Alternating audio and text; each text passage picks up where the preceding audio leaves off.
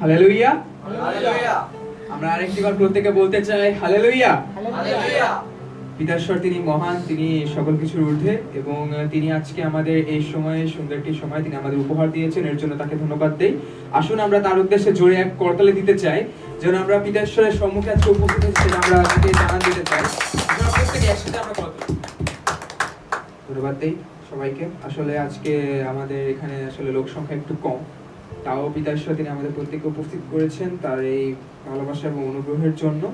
আসুন এই সময় আমরা সে প্রশংসা এবং তার আরাধনায় যাব, এবং আমরা আমাদের মুখের যে সকল জড়তা আমরা আমাদের মনে জড়তার সময় এই সময় আমরা খুলে দিতে চাই, এবং আমাদের হৃদয় দিয়ে আমরা তাকে ডাকতে চাই, এবং আমরা এই কথাটি বলতে চাই যে তিনি মঙ্গলময় এবং তিনি সবসময় তিনি আমাদের সাথে আছে। তাই আসুন এই সময় আমরা এই গান বইয়ের 19 সংখ্যার গানটি করতে চাই, ঈশ্বর মঙ্গলময় তিনি যে সবসময়।